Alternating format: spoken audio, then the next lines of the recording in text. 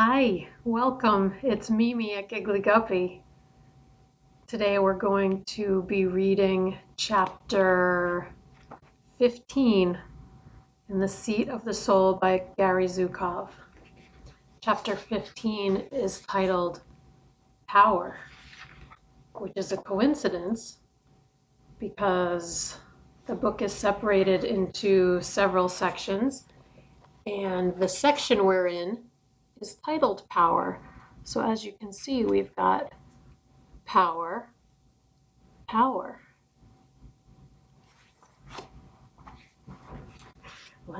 Let's get into it. Chapter 15, Power. What is the nature of power? What does it mean to be a truly powerful human being? Power is not the ability to exert your will upon another person. There is no inner security in that kind of power. That is an attribute of time, and as time changes, that changes too. Do you have a strong body that others cannot challenge? That will change. What will you do then? Do you have a physical beauty that can be used to influence others? That will change. What will you do then? Do you have a cleverness that maneuvers others? What happens when you are too tired to use it or you miss the opportunity? If you are not at home in the world, you live in the fear of one who can never truly relax and enjoy life. Is this power? There is no power in fear or in any of the activities that are generated by fear. There is no power in a thought form of fear, even if it is supported by armies.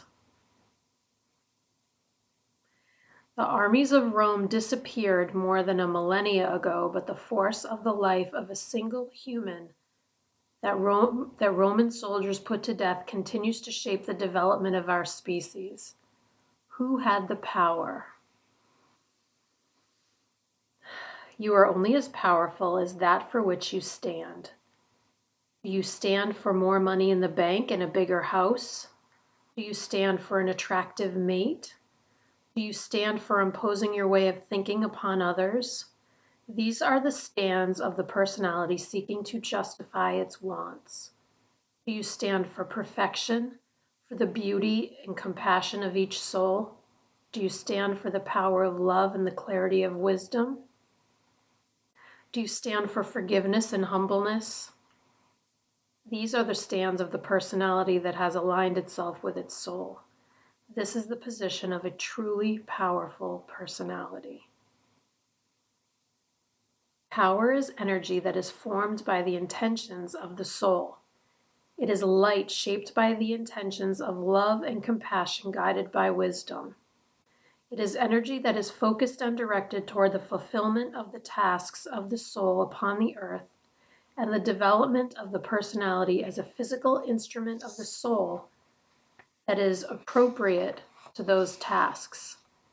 It is the force that shapes the illusion into the images of the soul that are creating it, and not those of their personalities. What does this mean? There is a continual energy exchange between souls. This exchange is splintered when the personality is splintered. Energy power leaves a splintered personality through each of its different parts. If one part of you fears the loss of your job, and another fears the loss of a relationship, and another dreads confrontation with an unpleasant coworker, power flows from you without your conscious control. This is how the energy dynamics of an unempowered personality work. When energy leaves you in fear or distrust, it cannot bring you anything but discomfort or pain. When energy flows from your system in fear or distrust, you experience a physical feeling of pain or discomfort in the part of your body that is associated with the particular energy center that is losing power.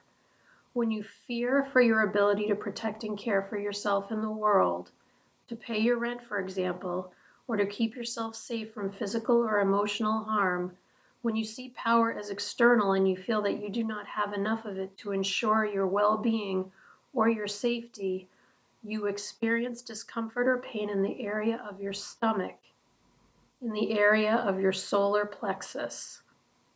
What we call anxiety is the experience of power leaving through the energy center that is located in this area of the body. An anxiety attack is a massive loss of power from your system through that energy center. Power loses effect. Power loses, Power losses affect the surrounding parts of the body. Power loss through this center, for example, can cause indigestion. If it is chronic or acute, it can ulcerate the stomach. When you fear that your ability to love or to be loved is threatened, when you fear, for example, expressing your own love or receiving love from another, you experience physical discomfort or pain in the region of your chest near your heart. What we experience literally as heartache is the experience of power leaving in fear or distrust through this energy center. Have you lost a mate or a child or someone very dear to you? Sort through your experience. Determine what it is that you felt. You will discover that your body hurt, that you were in pain in the vicinity of your chest. That is the experience of power leaving through that energy center. That is what a heartache is, the loss of power through your heart center. Chronic or acute loss of power through the heart center results literally in an attack of the heart. There is more to myocardial infarction, to heart attack, than cholesterol in the blood and other conditions of the physical system. Every distress and every dysfunction of the physical body, every illness can be understood in terms of power loss to an external circumstance or object through one of several energy centers within the body. You lose power when you rage against an injustice. You lose power when you are threatened by another person or other people. You lose power when you distance yourself from your fellow humans out of resentment or bitterness, or a sense of disappointment or unworthiness or superiority. You lose power when you long for something or someone, when you grieve, and when you envy another. Beneath all of these is fear. Fear that you are vulnerable, that you are not able to cope without the person or the situation that you miss, that you are at a disadvantage without that which you envy. You lose power whenever you fear. That is what a loss of power is. You do not stop losing power by refusing to recognize your fear, by anesthetizing yourself to what you feel. The road to authentic power is always through what you feel through your heart. The way of the heart is one of compassion and emotional perception. Therefore, it is never appropriate to suppress an emotion or to disregard what you feel. If you do not know what you feel, you cannot come to know the splintered nature of your personality and to challenge those aspects and those energies that do not serve your development. By remaining in your power, you do not become a static energy system, one that hoards energy to itself. You become a stable energy system, capable of conscious acts of focus and intention. You become a magnet for those who are illumined. I don't know if I'm saying that word right. Illumined.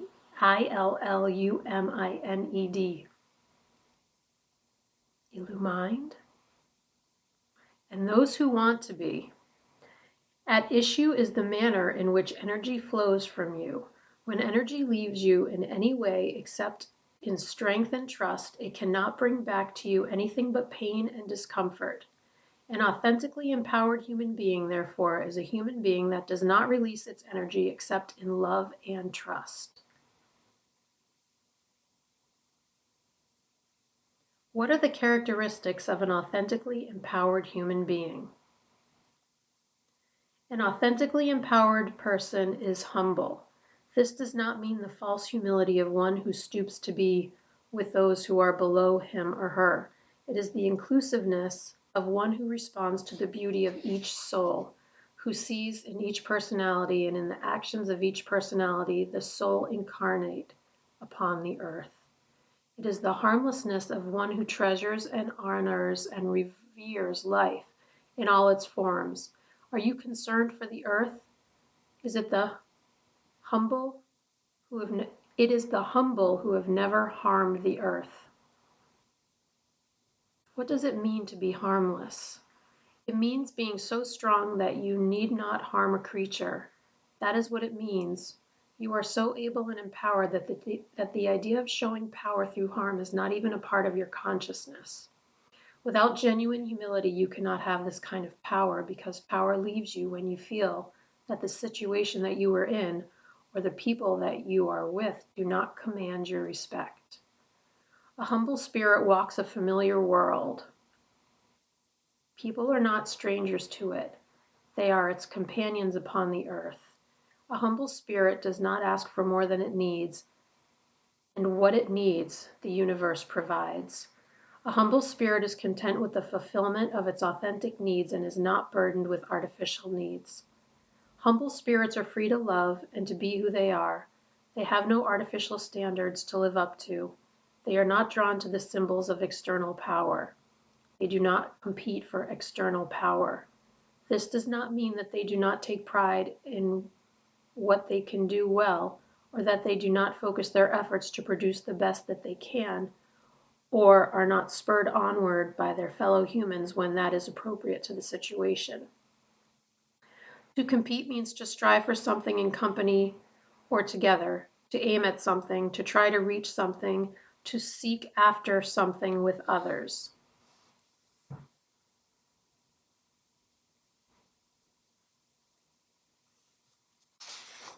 If the something that you aim for is prestige or notice or a gold medal instead of a tiny medal, sorry, not a tiny medal, a tin medal, it is your personality that is motivating the competition.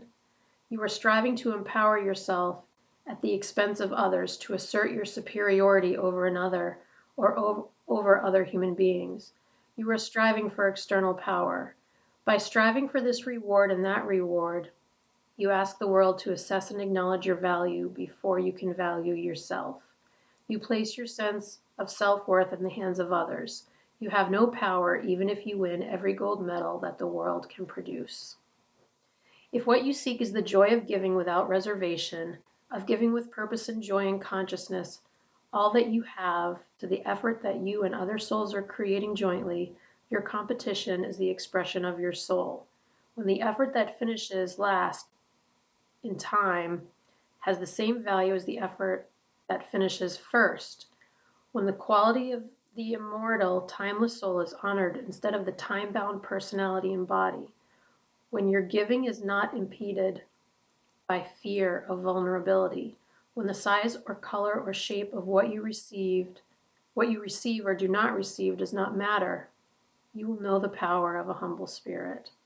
An authentically empowered person is one who forgives. Forgiveness is not a moral issue, it is an energy dynamic. When most people forgive, they do not want those that they forgive to forget that they forgave and forgot.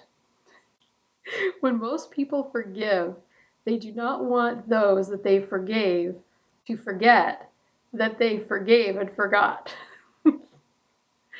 This kind of forgiveness manipulates the person who is forgiveness. It is not forgiveness. It is a means of acquiring external power over another. Forgiveness means that you do not carry the baggage of an experience. When you choose not to forgive, the experience that you do not forgive sticks with you. When you choose not to forgive, it is like agreeing to wear dark, gruesome sunglasses that distort everything, and it is you who are forced every day to look at life through those contaminated lenses because you have chosen to keep them. You wish everyone else to see the world that way because you wish to see the world that way. And it is indeed the world that you are looking at, but it is only you who sees it. You are looking through the lenses of your own contaminated love. Forgiveness means that you do not hold others responsible for your experiences. If you do not hold yourself accountable for what you experience, you will hold someone else accountable. And if you are not satisfied with what you experience, you will seek to change it by manipulating that person. Complaining, for example, is exactly that dynamic of wanting someone to be responsible for what you experience and to fix things for you. Complaining is a form of manipulation, but you are free to move beyond that into the next step, which is perception and sharing without manipulation. What is at stake is not your sharing, but the intention behind it. When complaining is used instead of sharing, that is what becomes negative, but not the sharing. It is how you cast the sharing or shape it before, the intention with which you share. Before you share, ask yourself, what is my intention in sharing this? Am I looking for a particular response? Use this as a way of centering your attitude before committing energy to words. When you assume responsibility for what you experience and share what you experience in a spirit of companionship, that is the same as forgiveness.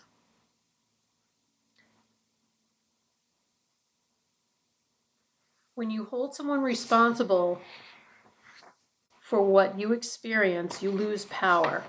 You cannot know what another person will do. Therefore, when you depend upon another person for the experiences that you think are necessary to your well-being, you live continually in the fear that they will not deliver. The perception that someone else is responsible for what you experience underlies the idea that forgiveness is something that one person does for another. How can you forgive another person for the fact that you have chosen to step out of your power? When you forgive, you release critical judgment of yourself as well as of others. You lighten up. You do not cling to negative experiences that resulted from decisions that you made while you were learning. That is regret. Regret is the double negativity of clinging to negativity. You lose power when you regret. If one person grieves at his or her experiences while another is able to laugh, who is the lighter? Which is harmless? The heart that dances is the innocent heart. The one that cannot laugh is burdened. It is the dancing heart that is harmless. This does not mean that you do not learn from what you have experienced and apply that in each moment as you make your decisions. That is responsible choice. If you are doing all that you can to the fullest of your ability as well as you can, there is nothing else that is asked of a soul. An authentically powered human being is clear in his or her perceptions and thinking. Clarity is the perception of wisdom. It is seeing with wisdom. It is being able to perceive and understand the illusion and to let it play. It is being able to see beyond the activities of the personality to the force of the immortal soul. It is being able to understand what it is that is striving to come into being, the health and integration of the personality and the evolution of the soul. It is the ability to recognize non-physical dynamics as they appear within the world of time and matter. It is understanding the laws of karma and attraction and their relationship to what you experience. It is being able to see the role of responsible choice and choosing accordingly in each moment. Clarity is the ability to see the soul in action in the physical world. It results from choosing to learn through wisdom instead of through fear and doubt. Clarity allows you to experience your fellow humans with compassion instead of with judgment. Can you not see the karma that another is creating for himself or herself by choosing the currents of anger or greed? Have you not made the same choices yourself? Have you not felt vulnerable? Have you not struck out at others? Clarity brings forth true compassion, the sharing of passion with others. It allows the energy of the heart to flow. Clarity turns pain into suffering. It sees the dynamic of the personality that is the cause of the pain and the relationship of that dynamic and that experience to the evolution of the soul. It is the perception in each moment that everything is designed for wholeness and perfection, and every aspect serves ultimately a beautiful learning. An authentically empowered personality sees the perfection of each situation and each experience for the evolution of each soul and the maturation of each personality involved. It sees perfection in the smallest details everywhere. Wherever it looks, it sees the hand of God. Clarity evaporates fear. It allows you to choose the vertical path and to stay on it.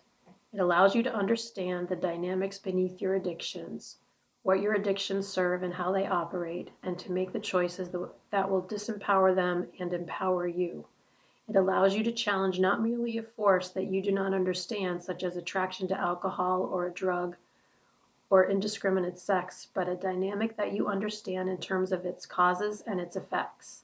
It allows you to choose consciously and to know why you are choosing as you do.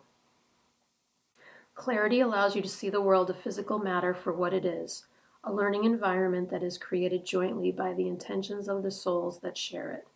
Therefore, it allows you to recognize the effects of the intentions that shape the personal reality of each human at work at levels of reality that are created jointly. It allows you to see, for example, the extent to which relationships between nations have been shaped by the energy of the personality and the extent to which they have been shaped by the energy of the soul, and to recognize that the energy of the soul is entirely lacking at this level and at most others. Clarity allows you to see that the decision-making process within the human condition is linked to the evolution of others, and, and in what way. It allows you to see that you participate in the evolution of joint energy dynamics such as the archetypes, the collective human ideas of sacred partnership, male, female, wife, and priest, through the decisions that you make. It allows you to see that your contribution to the evolution of your soul is precisely the decisions that you make at each moment, and that those decisions are embodied in the physical reality that you share with your fellow humans. An authentically empowered person lives in love. Love is the energy of the soul.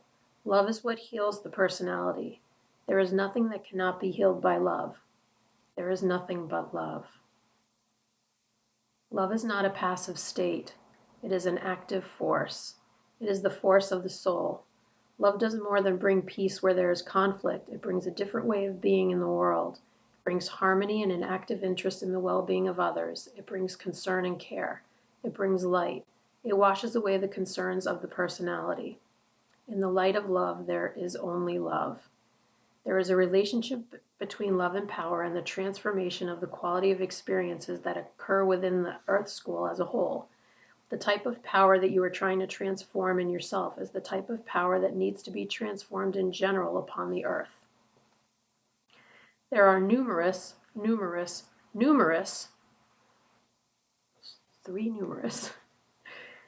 human beings who are drawn to violence, violent fantasies, and violent acts. Most of them essentially center in the fact that the individual himself or herself feels powerless and victimized, and therefore wants to live for a brief period of time with one other human being, a sense of being empowered, but there is no genuine power to be found in that area.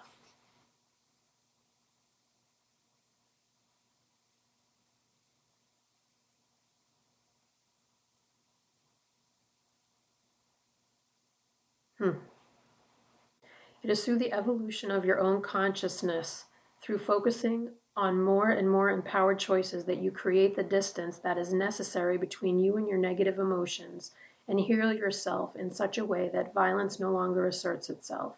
To heal violence, there must be love.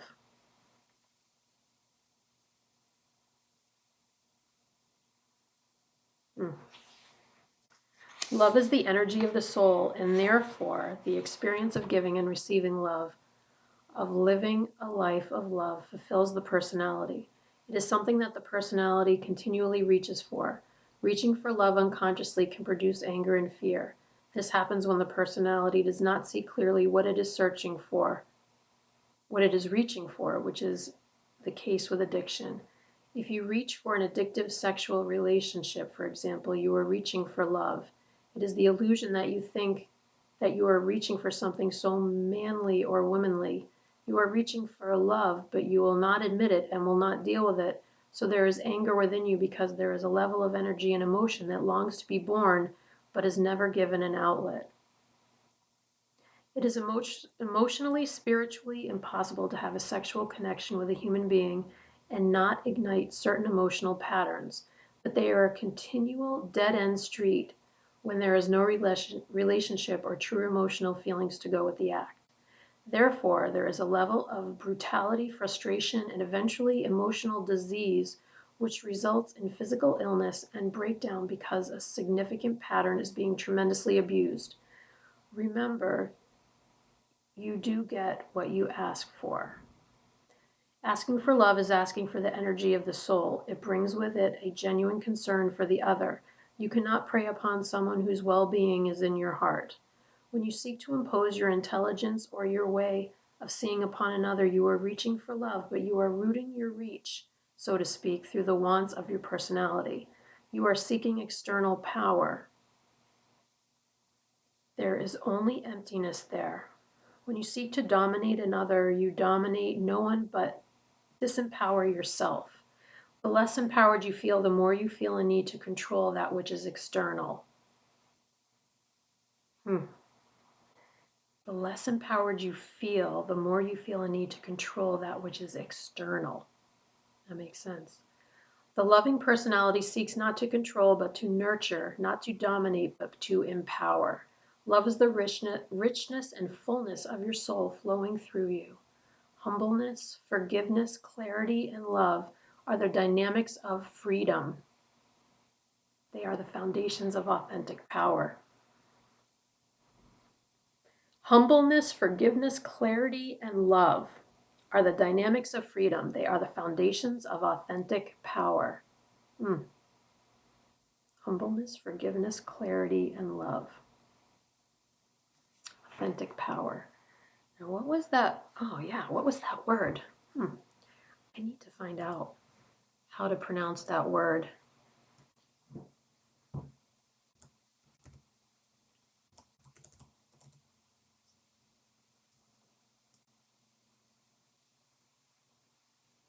Illumined. Illumined. Illumined. It's illumined. You become a magnet for those who are illumined and those who want to be. All right. Well, there we go. So, I thought that was a powerful chapter. So powerful.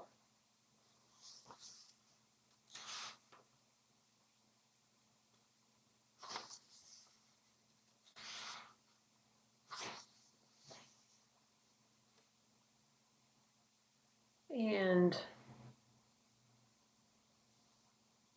about people who are drawn to violence, violent fantasies, and violent acts because they feel powerless and victimized. Makes sense. Even if it doesn't seem like people like have a right to feel that way, I feel like that sounds true that the that there probably is a sense of that for people who are trying to hurt other people. I don't know. This is an amazing book. And I'm